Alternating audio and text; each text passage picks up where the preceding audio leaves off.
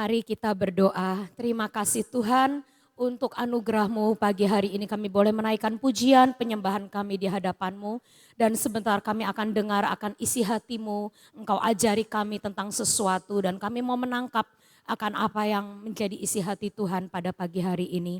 Terima kasih Tuhan, jadikan kami seperti seorang murid yang bisa menangkap akan apa yang gurunya ajarkan. Apa yang kau mau ajarkan, apa yang kau mau latih dalam hidup kami. Biar kami boleh menangkap dan kami boleh melakukannya. Terima kasih Tuhan, di dalam nama Tuhan Yesus kami berdoa dan mengucap syukur. Amin. Shalom saudara. Ya, hari ini saya akan menyampaikan sesuatu yang selama bulan Agustus ini Tuhan ajarkan kepada saya. Hari ini kita mau belajar tentang suatu kata Ibrani yang namanya karah. Ya, karah ini ada di dalam Alkitab dan berkali-kali disebutkan, tapi jarang untuk orang tahu artinya itu apa. Karah ini artinya the divine setup atau yang namanya penetapan Tuhan. Ya. Penetapan Tuhan ini terdiri dari berbagai hal. Ya. Next slide. Yang pertama, karah di dalam Alkitab dipakai untuk menjelaskan kejadian-kejadian yang ditetapkan oleh Tuhan sendiri. Yang pertama, di mana seseorang harus berada. Ya, kadang Tuhan itu menetapkan di mana kita harus berada, diskenariokan oleh Tuhan. Yang kedua, orang yang dipilih Tuhan untuk memberkati hidup kita. Ada juga yang namanya karah itu orang yang dipilih Tuhan untuk kita berkati dia. Ya. Dan yang keempat, orang-orang yang dipakai Tuhan untuk memproses kita sampai kita jadi seperti yang Tuhan mau. Amin. Karah itu terdiri dari 4 ini. Ya. Dan di Alkitab beberapa kejadian itu mengandung 4 hal ini. Ada kejadian yang Tuhan campur tangan di dalamnya, di mana Tuhan menetapkan si A harus ada di sini karena aku punya rencana untuk dia berdiri. Misal Esther, ya, Esther dibikin sama Tuhan harus sampai ke istana raja, supaya saat nanti ada pembantaian, rencana pembantaian orang-orang Yahudi, ada seseorang yang bisa berdiri untuk melindungi umat Tuhan. Ya, itu namanya yang nomor 1, di mana kita harus berada, itu ada dalam penentuan Tuhan. Kedua, orang yang dipilih Tuhan untuk memberkati hidup kita, ya. Dan juga yang ketiga, orang yang dipilih Tuhan untuk kita berkati dia. Dan yang keempat, orang-orang yang dipakai Tuhan untuk memproses kita sampai rencana Tuhan jadi. Ya, oke, ini 4. Nah, hari ini saya mau sharing 2. Ya, supaya waktunya tidak terlalu lama. Nah, saya minggu depan khotbah di hari Selasa. Ya kan? Trio kan, saya, Koluki, Freddy. Jadi nanti poin ketiga dan keempat saya lanjutkan hari Selasa. Ya, nanti saya hari ini akan bahas 2 hal yang pertama dulu. Next slide. Di mana kita harus berada? Itu seperti kisahnya Rut di ladang Boas. Ya, kita baca dulu ayatnya. Pergilah ia, Rut, lalu sampailah dia di ladang dan memungut jelai di belakang penyabit-penyabit. Kebetulan ia berada di tanah milik Boas yang berasal dari kaum Elimelech. Memang terjemahan dalam bahasa Indonesianya katanya apa? Kebetulan. Tapi di dalam Tuhan, saat seseorang menyerahkan hidupnya kepada Tuhan, tidak ada kata kebetulan. Yang ada adalah karah. Kita katakan sama-sama, karah. Ya. Tidak ada kata kebetulan dalam hidup kita. Di mana kita berada, di mana kita ditentukan, rumah tangga sama siapa, punya istri dan suami seperti apa, punya anak seperti apa, punya mertua menantu seperti apa. Selama kita ada dalam areanya Tuhan seperti yang Pastor Joel tadi malam katakan. Selama engkau ada dalam area Tuhan, semua tidak ada yang kebetulan. Semua adalah karah. Amin. Nah, jadi kalau terjemahan Indonesianya kebetulan Rut berada di dalam tanah milik Boas.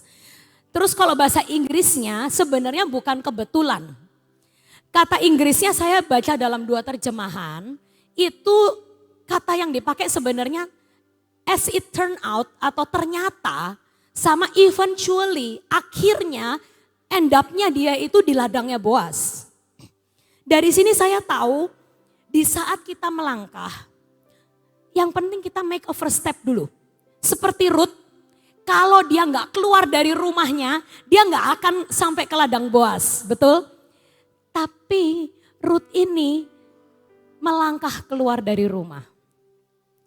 Tapi yang mengawali langkah pertama Ruth adalah pernyataannya.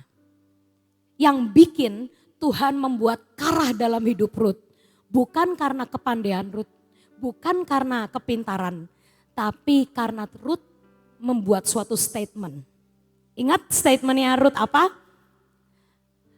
Jangan paksa aku meninggalkan engkau Naomi, karena bangsamu adalah bangsaku, Allahmu adalah Allahku. Itu kuncinya saudara, supaya karah Tuhan bekerja dalam hidup kita. Apa? Kita harus ngomong, Tuhan, aku ini serahkan hidupku kepadamu, engkau Allahku. Sejak hari itu, tidak ada yang kebetulan dalam hidup Ruth. Yang ada adalah karah Tuhan. Set up-nya Tuhan, skenarionya Tuhan. Maka Tuhan hari itu membuat langkah kaki Ruth menuju kepada ladang Boas. Dan kita tahu ceritanya happy ending. Ya. Akhirnya Ruth bertemu Boas dan Boas akhirnya menikahi Ruth seperti cerita dalam Cinderella. Ya saya bilang Ruth ini Cinderellanya Alkitab. Ya. Tapi itu semua bukan kebetulan. Akhirnya adalah apa? Dia melakukan first step. Keluar dari rumah. Dan dia berkata, saya mau coba cari makan untuk mertua saya dan untuk saya. Dan dia melihat peluang. Dia hanya melakukan bagian kecil. Tapi saat dia berkata, Allahmu adalah Allahku. Dan Tuhan berkata, oh sejak hari ini aku bertanggung jawab atas semua skenario hidupmu. Tuhan berkata, karena engkau sudah mengucapkannya, maka aku akan bertanggung jawab. Karah terjadi dalam hidup Ruth. Ya. Nah, kata karah yang kedua itu muncul dalam kisah Eliezer. Tapi sebenarnya kitab Kejadian ini duluan ya saudara ya. Jadi kata karah pertama di dalam Alkitab itu justru muncul dalam Kejadian Eliezer. Nah saudara tahu ceritanya? Abraham mau cari mantu untuk anak kesayangannya, yaitu Ishak. Nah, lalu dia manggil hambanya yang sangat dia percaya.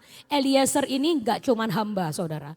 Itu tuh kalau zaman sekarang itu kayak sekretaris utamanya Abraham. Semua harta benda milik Abraham, semua yang ada di rumah Abraham dipercayakan kepada Eliezer. Ya. Dan waktu itu sampai kalau Abraham berkata kalau sampai nanti aku gak punya anak, hartaku ini mau tak kasihin Eliezer semua. Jadi Eliezer ini orang yang sangat dekat dengan Abraham dan dipercaya. Lalu suatu saat Eliezer mendapat tugas yang lebih berat. Kalau cuma ngurusin hartanya Abraham dia sudah ahli. Tapi Abraham hari ini ngasih tugas yang berat.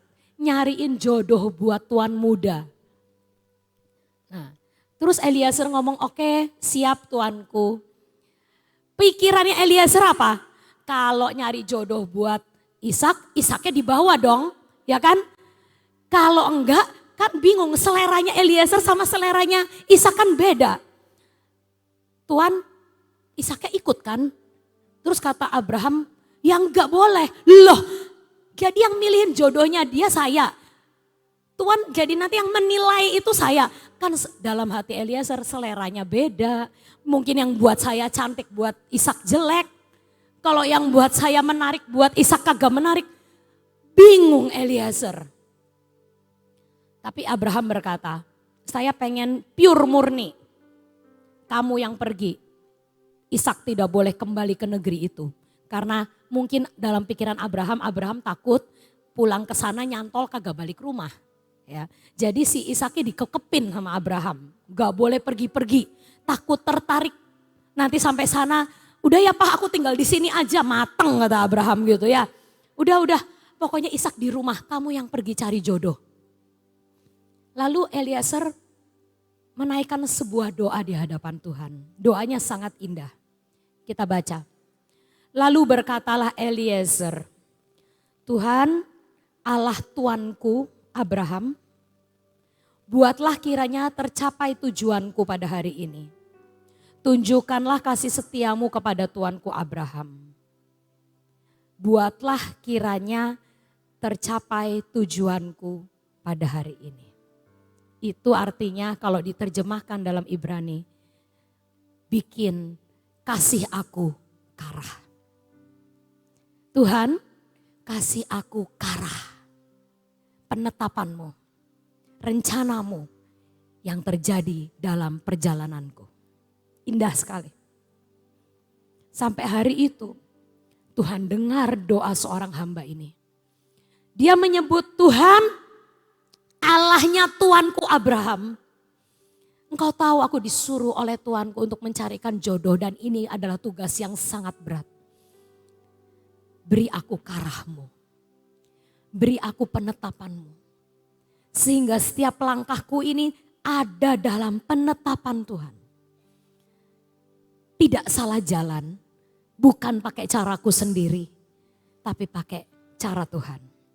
Langkahku ini engkau tetapkan, aku harus ada di mana, aku harus pergi kemana.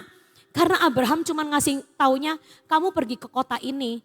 Nah kota itu kan luas saudara, mau nemuin perempuan di mana. Tapi hari itu Tuhan menuntun langkah kaki Eliezer ke sebuah sumur. Ya kan ceritanya gitu kan. Lalu Eliezer berkata, Tuhan kasih tanda dong. Kalau misalnya ada orang yang aku minta minum, dia mau kasih aku minum, berarti itu jodohnya. Itu ada kemungkinan jodohnya. Lalu dalam penentuan Tuhan datanglah Ribka. Lagi nimba, dia minta minum, dikasih minum. Tapi Tuhan kasih tanda yang lebih jelas. Kata Ribka, saya ambilin juga buat onta-onta kamu. Lah onta itu kalau minum banyak saudara. Ya, dan dia bawa ontanya banyak. Dan Ribka ini wanita gagah perkasa dan ringan tangan. Dia ambil itu air timbaan, bukan pakai pompa listrik ya saudara ya. Bukan pakai pompa listrik, masih nimba kayak gini ya modelannya ya. Dia timba itu untuk ngasih minum onta-ontanya. Dari situ Eliezer berkata, terima kasih Tuhan. Tandanya sangat jelas. Terima kasih untuk karahmu. Engkau pimpin langkahku sampai aku ketemu wanita yang tepat untuk Tuhanku. Ishak. Ya saudara, itu artinya kalau kita ini mau minta pimpinan Tuhan, kita harus ngucap. Tuhan kayak Rut, engkau Allahku loh ya. Mulai hari ini engkau Allahku. Aku tinggalkan Baal Moab. Aku tinggalkan Allah-Allah Moab. Aku mau ikut Allah Israel. Dan sejak hari itu Tuhan pimpin langkah Rut. Karah terjadi. Saat Eliezer melangkah juga. Sebelum dia memulai perjalanannya, dia melayangkan doa kepada Tuhan. Tuhan, buat perjalananku berhasil. Buat karahmu turun dalam hidupku. Supaya aku gak salah. Dan Tuhan genapkan. Amin. Nah saudara, dalam segala perkara dalam hidup kita, belajar kita itu seperti Eliezer. Kemarin khotbahnya sangat memberkati saya. Pastor Joel bilang, kadang kita kalau melakukan sesuatu yang enak, yang menyenangkan, kita nggak tanya Tuhan. Ya kan? Kalau ya mau deal, pekerjaan tinggal tanda tangan, proyeknya nilainya besar, sudah dihitung pasti menguntungkan. Kita lupa tanya Tuhan, kita lupa minta pimpinan Tuhan, kita lupa minta karahnya Tuhan. Padahal di dalam segala aspek hidup kita, mari kita datang pertama kepada Tuhan dulu. Ya. Minta karah Tuhan. Supaya apapun yang sepertinya di depan mata bagus, sepertinya di depan mata oke, kita tetap dapat jaminan Tuhan. Karena kadang yang di depan mata oke bisa berakhir gak bagus.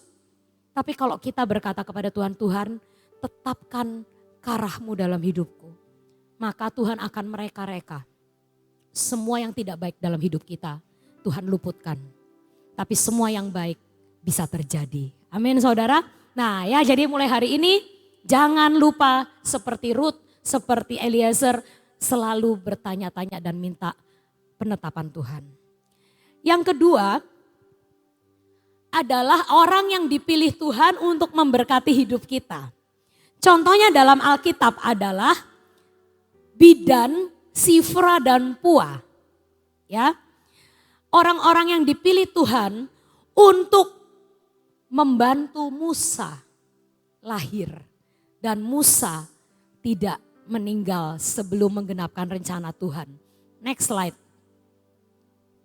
Keluaran 1 ayat 15. Raja Mesir juga memerintahkan kepada bidan-bidan yang menolong perempuan Ibrani. Seorang bernama Sifra dan yang lainnya bernama Pua, katanya, apabila kamu menolong perempuan Ibrani pada waktu bersalin, kamu harus memperhatikan waktu anak itu lahir. Jika anaknya laki-laki, kamu harus membunuhnya. Tapi jika anak perempuan, bolehlah ia hidup. Tetapi bidan-bidan itu takut akan Allah dan tidak melakukan seperti yang dikatakan Raja Mesir kepada mereka. Dan mereka membiarkan bayi-bayi itu hidup. Lalu Raja Mesir memanggil bidan-bidan itu dan bertanya kepada mereka, mengapa kamu berbuat demikian, membiarkan hidup bayi-bayi itu? Jawab bidan-bidan itu kepada Firaun, sebab perempuan Ibrani tidak sama dengan perempuan Mesir, melainkan mereka kuat. Sebelum bidan datang, mereka telah bersalin. Maka Allah berbuat baik kepada bidan-bidan itu. Bertambah banyaklah bangsa itu dan sangat berlipat ganda. Dan karena bidan-bidan itu takut akan Allah, maka ia membuat mereka berumah tangga. Ya saudara, ini kisah yang luar biasa. Sifra dan Pua bukan orang Israel. Dia bukan orang Ibrani. Ya. Salah satu dari mereka itu orang Kanaan. Orang yang tidak takut akan Tuhan. Orang yang menyembah sebenarnya keluarga mereka, keturunan mereka semua menyembah kepada dewa-dewa. Tapi dua orang ini mereka punya roh takut akan Tuhan dan mencintai akan bangsa Israel, bangsa pilihan Tuhan. Sehingga waktu turun perintah dari bosnya, Firaun itu adalah bos mereka. Mereka berkata, ya tapi dalam prakteknya dia tidak pernah membunuh akan bayi-bayi itu. Sampai akhirnya Musa di Sungai Nil, betul ya? Di Sungai Nil Musa ditemukan oleh putri Firaun. Itu artinya apa? Putri Firaun juga dipakai Tuhan untuk menggenapkan rencana Tuhan atas hidup Musa. Kok bisa bayi ditaruh di keranjang, dialirkan, tidak dimakan buaya? Ya kan? Karena Sungai Nil itu penuh dengan buaya. Ya, sampai hari ini Sungai Nil itu penuh dengan buaya. Ya. Tapi kok bisa bayi dialirkan di sungai itu tidak dimakan oleh buaya? Kok bisa jam yang sama Tuhan menyuruh putri Firaun untuk mandi di situ bersama dengan dayang-dayang dan ngeliat akan Musa. Semua karah Tuhan. Karah, penetapan, skenario. Dan saya waktu itu nonton film Musa. Saudara pernah tahu kalau abis putri Firaun menemukan Musa, kakaknya datang menghadap kepada dia dan berkata apa? Maukah putri Firaun memberikan bayi ini kepada perempuan Ibrani untuk disusui? Karena kan putri Firaun kan kalau bayi zaman dulu gak ada susu formula ya saudara ya. Kalau anak lahir berarti harus menyusu kepada ibunya. Nah masalahnya putri Firaun kan tidak melahirkan jadi tidak mengeluarkan air susu. Jadi dia ngomong maukah anak bayi itu saya bawa.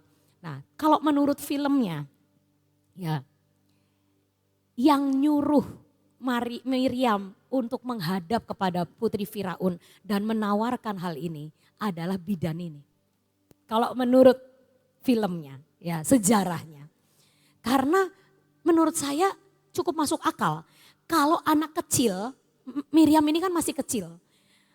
Terus ujuk-ujuk ngadep putri gitu, kayaknya nggak berani. Tapi bidan Sifra dan Pua ini tahu kejadiannya. Oh ini bayinya orang Ibrani, orang Israel. Pasti papa mamahnya nggak mau dia terbunuh, dialirkan ke sungai, ditemuin sama putri Firaun. Lalu dia melihat Miriam ngumpet-ngumpet di semak-semak. Melihat, aduh itu adik saya gimana nasibnya ya, adik saya gimana nasibnya. Lalu Sifra dan Pua ini yang memberikan jalan untuk sampai Miriam ini bisa ketemu putri Firaun dan menawarkan akan hal itu. Dan saudara tahu, waktu Musa disusui oleh ibunya, dia dibesarkan oleh ibunya, itu adalah waktu yang tepat golden age seorang anak untuk dia punya dasar-dasar pengenalan akan Tuhan. Saya pernah baca sebuah artikel, anak dari umur 0 sampai 8 tahun itu adalah kesempatan namanya golden age. Anak umur segitu kalau ditanamkan sesuatu itu akan nyerap dalam hidupnya, dalam jiwanya sampai seumur hidup. Nah, kalau trauma ditanamkan di umur itu, traumanya kebawa sampai seumur hidup. Ya. Tapi kalau pengajaran takut akan Tuhan, pengajaran yang mendasar tentang Allah Israel ditanamkan di umur-umur itu, maka sampai seumur hidupnya dia akan berpegang pada ajaran itu. Makanya Tuhan berkata, anak ini tidak boleh saat golden age ada di istana Firaun. Saudara pernah gak bertanya-tanya, Musa itu kan akhirnya dibesarkan di istana Firaun kan. Tapi kenapa dia cinta Tuhan? Kenapa dia memilih Allah Israel tetap? Kenapa dia tidak ikut-ikutan menyembah akan dewanya orang Mesir? Saudara pernah gak bertanya kayak gitu? Nah ini jawabannya. Karena Musa dibesarkan oleh orang tuanya. Dan Tuhan mereka-reka itu.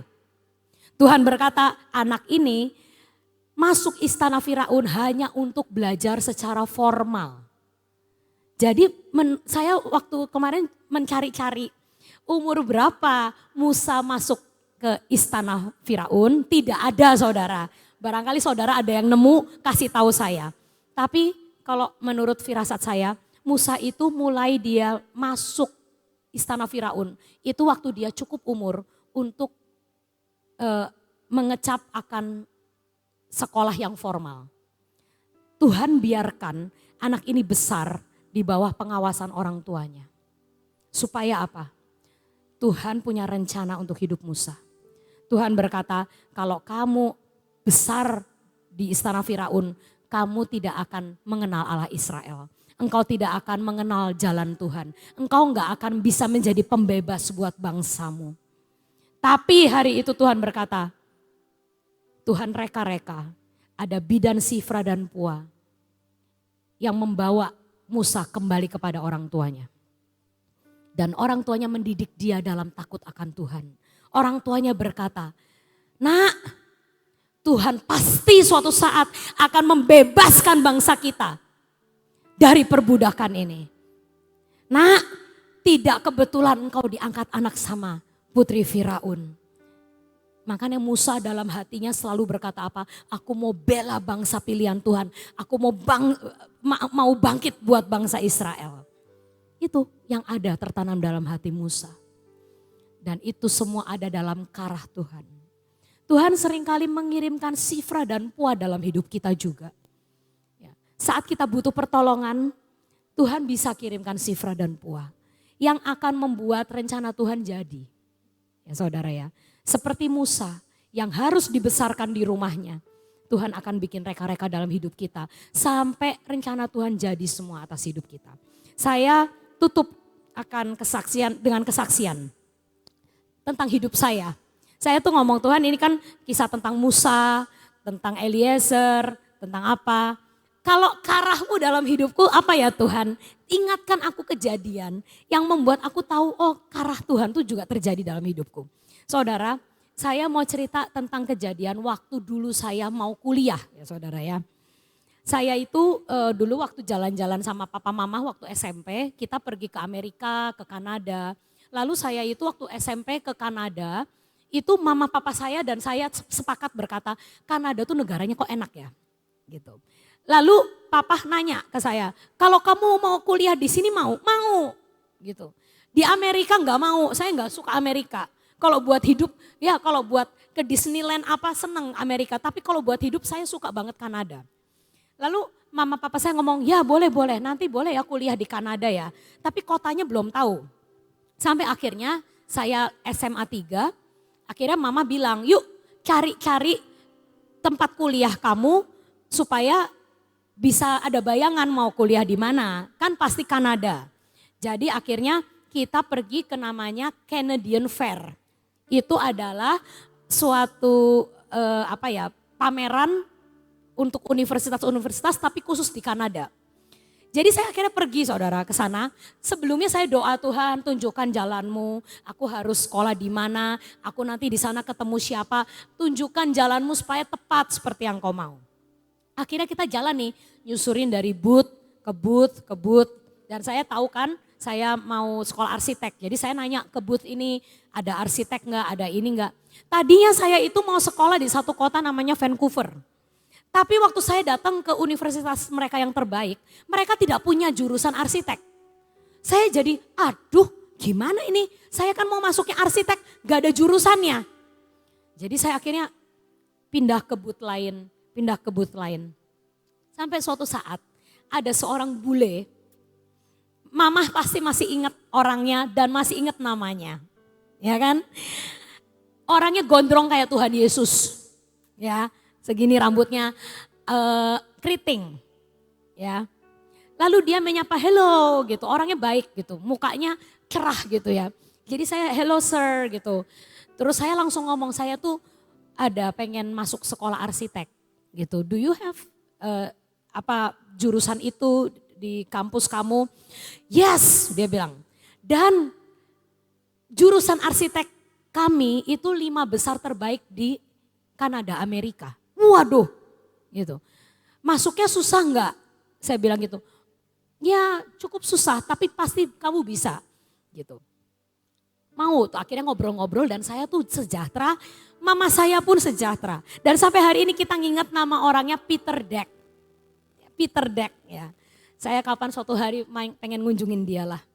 Ya Peter Deck ini akhirnya menerima saya di universitas itu. Dan akhirnya pendaftaran dan lain-lain. Dan akhirnya tibalah hari saya berangkat. Di sana saya ketemu lagi sama dia.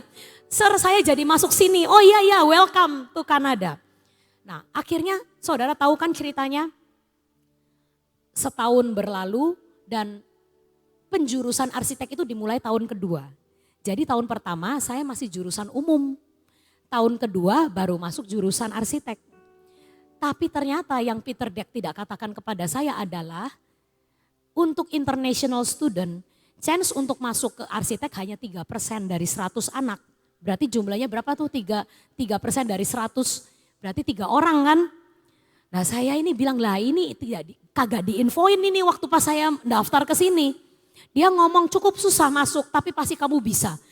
Nah saya bilang saya harus ngelawan anak-anak dari bangsa lain untuk rebutan posisi di arsitek.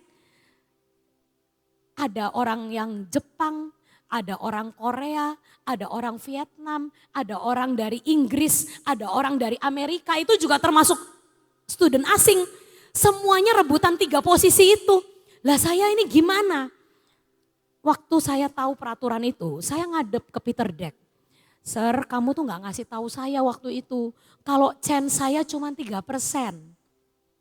Terus Peter Deck ngomong, kamu mau itu tak coba apply Canadian citizenship PR. Gimana tuh sir maksudnya? Ya kalau kamu jadi PR, chance kamu jadi 97%, tidak 3% lagi. Saya bilang ke mama, mah katanya disuruh jadi PR mah biar saya ada kesempatan 97%.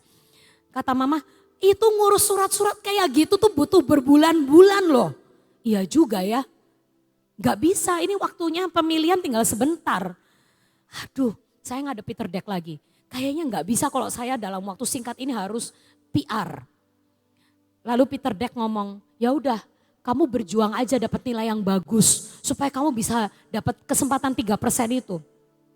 Saya bilang, aduh saya tuh pinternya mentok segitu-segitu aja gitu loh. Kayaknya kalau dibandingin sama yang Jepang yang apa mereka tuh jenius gitu loh saudara. Saya pinter tapi gak sepinter mereka kayaknya gitu loh. Jadi saya tuh Tuhan ini gimana. Nanti kalau saya gak masuk 3% ini saya ngulang lagi buang-buang uang, buang-buang waktu. Terus akhirnya udahlah, pokoknya saya lakukan yang terbaik aja. Kata Peter Deck, yang penting saya dapat nilai yang terbaik aja. Udah. Saudara tahu, pas hari pengumuman, ya, saya itu nilainya nomor 4 saudara. Dari angkatan itu. Dari angkatan yang mendaftar arsitek. Tapi waktu diumumin siapa yang keterima di arsitek, saya masuk 3 besar. Jadi kan saya kan bingung, saya nomor 4. Tapi saya masuk 3% itu. Nah terus saya punya selidik. Kan penasaran saya ya, kenapa saya bisa masuk padahal nilai saya nomor 4 gitu. Siapa yang mengatrol saya? Dan ternyata orang yang namanya Peter Deck inilah yang mempertahankan saya di rapat terakhir. Ya. Dia adalah Sifra dan Pua buat saya. Ya. Tuhan kirimkan dia dalam hidup saya untuk nolong saya sampai saya masuk arsitek. Jadi Peter Deck ini adalah orang yang salah satu yang tertinggi lah. Gak tahu dia dekan atau rektor, saya lupa posisi dia apa. Tapi tiap kali rekrutmen student, dia selalu ada dan hadir di rapat. Nah, waktu rapat arsitek, dia hadir. Nomor 1 orang Jepang, nomor 2 orang Korea, nomor 3 orang Korea lagi, nomor 4 saya. Jadi dia tahu, oh ini Sofi nih, yang galau ini loh, yang sering ngadep saya ini loh. Ini anak yang sering ngadep saya galau, karena dia cuma dapat chance 3%, tapi dia pengen masuk arsitek, dia bingung. Lalu akhirnya rapat berkata, ya ini adalah nilai-nilai tertinggi, ini. Menurut kalian bagaimana? Apakah setuju dengan 3 orang yang kita mau rekrut di arsitek untuk international student? Lalu Peter Deck inilah yang berdiri untuk saya. Dia berkata, kok nggak asik kalau Jepang, Korea. Gimana kalau yang Korea yang ketiga kita tanyain. Dia punya alternatif jurusan apa selain arsitek. Supaya 3 international student yang kita pilih itu berbagai bangsa. Jangan dari Korea dan Korea. Kita beri kesempatan supaya berbagai bangsa. Misalnya dia ngomong yang Indonesia nomor 4 ini kita masukin ke nomor 3. Lalu yang Korea ini kita tanyain barangkali dia punya jurusan lain yang dia juga inginkan. Akhirnya benar mereka yang mengusahakan sampai ngomong ke Korea itu mau nggak kamu jurusan lain. Oh iya saya memang pengen jurusan sipil misalnya gitu. Jadi akhirnya si Korea ini didepak keluar dari arsitek. Dan saya dimasukkan. Nah itu namanya karah saudara. Kita hanya perlu melangkah dalam areanya Tuhan.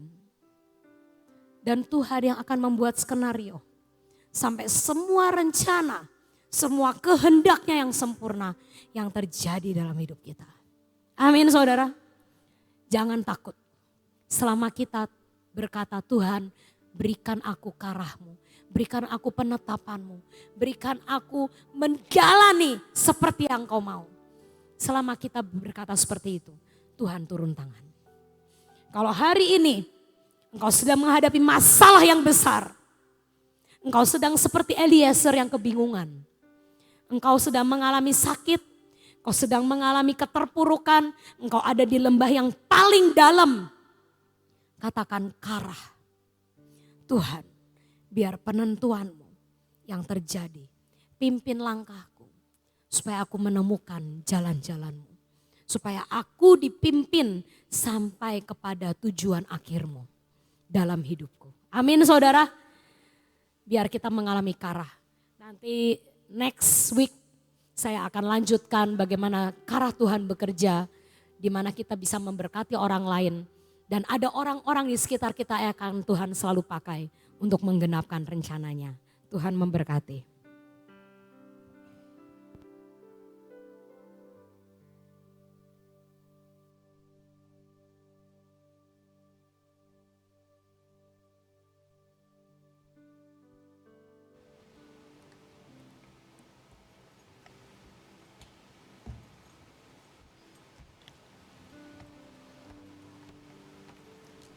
Ya, berjalan bersama dengan Tuhan dengan yang dinamakan the divine setup karah ini ngeri sedap ya. Tidak bisa kita katakan oh ini jalannya tol terus, gak mungkin saudara, gak mungkin. Pasti ada jalan-jalan yang kita harus genapkan dan kita harus jalani ya. Saya tambahkan sedikit kesaksiannya Sofi tadi. Saya yang mendampingi dia di sana itu benar-benar sampai sudah angkat tangan saudara. Karena saya tanya bagaimana caranya untuk PR ya. Terus kan saya ngitung-ngitung. Untuk PR kita harus bayar sekian, uangnya sekian. Ya saya ngitung. Harta saya berapa ya? Bisa enggak saya masukkan itu gitu.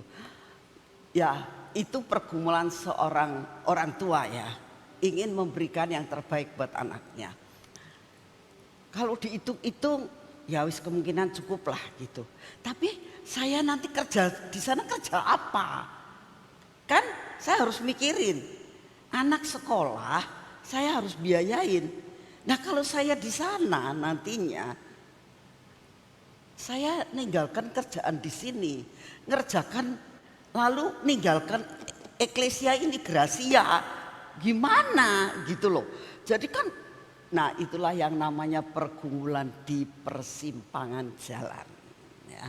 Seringkali kita merasakan di dalam di persimpangan jalan kita ada beberapa alternatif ya. Dengan pertimbangan-pertimbangan, tapi percayalah kalau kita berserah kepada Tuhan ya, ada sesuatu yang Tuhan kerjakan sehingga Tuhan kasih pencerahan ya, sehingga kita akhirnya mendapatkan jalan yang tepat seperti yang Tuhan mau sesuai dengan panggilan dan destiny anak itu ya. Saya berdoa supaya kita itu benar-benar dalam menghadapi apapun itu pasti kita akan mengalami hal yang seperti itu. Ada hal ini, ada hal ini, ada hal ini. Ya kita harus memikirkan nanti bagaimana gitu ya. Tapi Tuhan itu punya rencana yang luar biasa buat Gracia, buat hidup saya, buat hidup Sof dan sebagainya. Semua itu diatur dengan luar biasa. Asalkan satu, jangan bergantung pada kekuatan diri sendiri. Ya, jangan bergantung kepada kekuatan diri sendiri. Misalnya saya berpikir gini, ya sudahlah, semua barang saya jual semua. Saya tinggal di Kanada misalnya, karena ada beberapa saudara-saudara di Kanada yang mendorong saya, wis tinggal di sini aja, pindah di sini aja, di sini juga bisa pelayanan, sama saja. Gitu. Banyak hal yang mendorong saya, nanti tinggalnya di sini gitu. Saya diam aja ya. Tapi kita harus tahu Tuhan di mana aku kau tempatkan. Ya. Tuhan buat jalan sedemikian rupa, karena Tuhan itu yang tahu apa yang terjadi di depan kita. Jadi jangan keminter, jangan merasa kita bisa, kita mampu, nanti Tuhannya nggak mau nolong kita ya. Belajar kita menyerahkan semua kepada Tuhan. Tuhan tolong, Tuhan ini bagaimana ya. Sampai ada satu malam saya lagi doa pagi-pagi di Kanada ini, sampai saya tuh dapat mimpi saudara. Saya itu jarang mimpi yang punya arti, tapi ada satu mimpi yang benar-benar saya, wah nanti Tuhan yang tolong, bukan karena kekuatan saya. Mimpinya saya itu naik sepeda boncengkan Sofi ya.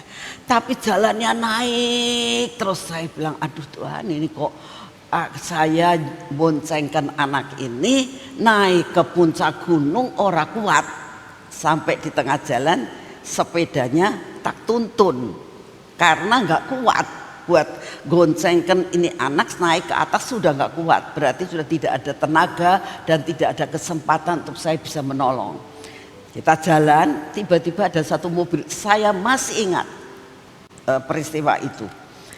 Ada mobil warna merah open cup, atasnya terbuka gitu loh, mobil bagus banget ya. Saya deketin saya, Terus dia nggak ngomong apa-apa, cuman saya tahu kodenya, tinggalkan sepedamu, gitu loh. Tapi dia nggak ngomong, tinggalkan sepedamu, pintu dibuka, kamu masuk, gitu loh. Tapi dia nggak ngomong. Tapi saya ngerti, oh jadi saya harus tinggalkan sepeda saya masuk, sudah. Jadi saya ikuti. Jadi dia pintu dibuka, saya ayo no, kita masuk, duduk. Saya masih ingat duduk di belakang berdua, ada yang nyupir ini. Terus set, nyampe di puncak. Saya bangun. Wah, saya bilang, kamu pasti bisa masuk arsitek. Saya bilang, mama sudah dapat mimpi, kamu pasti bisa. Kamu pasti bisa, kamu pasti diterima. Percaya, pasti diterima. Saya punya iman seperti itu. Jadi sepeda kan memang modal saya cuma ini. Tuhan ngomong kekuatanmu cuma di situ. Lepaskan kekuatanmu. Kamu ikut saya saja. Dan Tuhan yang mengatur segala-galanya. Saya percaya Tuhan itu sangat setia kepada kita. Tuhan itu akan memberikan kepada kita. Tapi harus seperti Rut. Allahmu adalah Allahku. Ya. Seperti dua bidan tadi, percaya dan takut akan Tuhan. Lakukan itu semua. Saya yakin apapun yang terjadi dalam kehidupan kita, Tuhan akan memberi the divine setup. Yuk kita berdoa. Terima kasih Bapak untuk semua yang kami dengar hari ini, untuk pujian dan penyembahan yang Kau berikan buat kami. Bahwa Engkau adalah Tuhan yang mendengar doa. Engkau adalah Tuhan yang memberikan segala sesuatu melebihi apa yang kami harapkan. Kami sudah menyanyikan akan pujian ini dengan iman kami ya Tuhan. Bahwa Engkaulah yang akan menentukan langkah-langkah hidup kami. Terima kasih untuk firman-Mu, terima kasih untuk pujian dan penyembahan. Terima kasih bahwa hari ini Tuhan ada perkara-perkara yang terus Kau nyatakan. Perkara-perkara yang ajaib yang terjadi di taman Tuhan. Kami bersyukur untuk apa yang saat ini sedang kami deklarasikan. Mengenai buah zaitun yang siap diperas mengeluarkan minyak yang dapat dipakai untuk mengisi kaki Dian. Tuhan terima kasih untuk semua. Buat semua proses yang kami alami menjadikan sesuatu kami boleh berdiri untuk tetap kaki Dian kami menyala. Terima kasih Bapak untuk minyak yang keluar dari pohon zaitun yang ada di taman. Terima kasih untuk semuanya. Kami persembahkan semua kepadamu apa yang Kau mau untuk perkara-perkara yang ini Tuhan. Biar kehendak-Mu jadi. Biar kami ada di dalam jalan yang Engkau sudah tentukan. Terima kasih Bapak, terima kasih Tuhan Yesus, terima kasih Tuhan Roh Kudus. Engkau begitu amat sangat luar biasa atas hidup kami. Buat kami percaya penuh kepadamu bahwa Engkau menetapkan langkah-langkah hidup kami yang percaya dan yang menyerahkan hidup kami kepadamu. Yang takut kepadamu, Engkau pasti menyelesaikannya. Terima kasih untuk kasih setiamu Bapa. Kami tetap berdoa untuk bangsa dan negara kami Tuhan. Tolong bangsa dan negara kami. Terutama peraturan-peraturan yang akan dikeluarkan. Kami berdoa untuk tim pembuat undang-undang. Kami berdoa untuk Bapak Presiden dan Wakil Presiden. Kami berdoa Tuhan untuk semua timnya Tuhan. Yang akan menentukan arah tujuan bangsa ini. Kami doakan buat mereka takut akan Engkau, buat mereka mengerti Tuhan apa sebenarnya yang Engkau kehendaki agar bangsa ini menjadi bangsa yang besar, menjadi bangsa yang takut akan Engkau, menjadi bangsa yang bisa memberkati akan bangsa-bangsa lain. Tuhan, Engkaulah yang akan menyeleksi semua peraturan-peraturan yang akan dikeluarkan, biar semua membawa kebaikan buat bangsa dan negara ini Tuhan. Terima kasih untuk kasih setiamu, anugerahmu yang luar biasa atas hidup kami. Segala pujian, hormat, syukur kami naikkan di hadapanmu. Bapak, kami juga tetap berdoa untuk musibah-musibah yang bakal terjadi. Dan saat ini yang terjadi Tuhan, gempa bumi mulai melanda di daerah Sumatera Selatan, Sumatera Barat. Tolong Tuhan, Engkau tahu goncangan-goncangan ini terus Tuhan, terus akan terjadi. Kami hanya minta anugerah-Mu turun. Anak-anak-Mu dimanapun mereka berada, di daerah-daerah yang rawan Tuhan, kami berdoa Engkau luputkan mereka, sehingga mereka terlepas dan terluput dari bencana ini. Kami tetap mau menyerahkan semuanya ke dalam tangan-Mu. Apapun yang terjadi, sekalipun tsunami akan terjadi, Bapa, Engkau yang akan mengatur segala-galanya. Biarlah terjadi hanya minimal Tuhan, sehingga semua bencana yang terjadi korban tidak terlalu banyak. Terima kasih untuk kasih setiamu. Bapak, kami tidak pernah lupa untuk berdoa untuk penginjilan Tuhan. Untuk semua media yang akan Kau pakai, mohon anugerah-Mu. Biar media ini dapat dipakai untuk menyiarkan, untuk membawa berita keselamatan, berita pembebasan bagi setiap umat manusia. Terima kasih untuk kasih setiamu. Dan saat ini kami mau menyerahkan semua beban kami, persoalan yang ada dalam hidup kami. Kami percaya Engkau menetapkan langkah-langkah hidup kami untuk ketemu dengan orang-orang yang dapat membantu kami. Terima kasih untuk kasih setiamu. Segala pujian, hormat, syukur kami naikkan di hadapan-Mu ya Tuhan. Dan saat ini kami percaya Engkau mendengar doa kami, Engkau mengerti akan hati kami.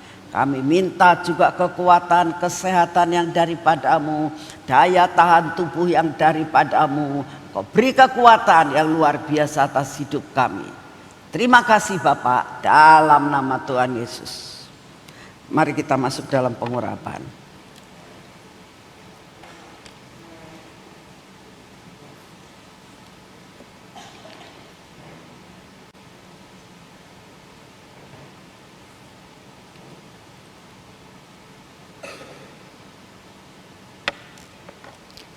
Terima kasih Tuhan.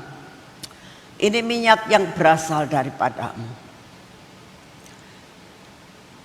Kami percaya minyak supranatural ini akan bekerja dalam hidup kami.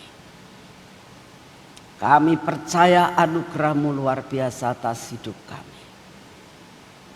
Biarlah saat ini kami taruh di kepala kami dari ujung rambut sampai ke telapak kaki kami Tuhan.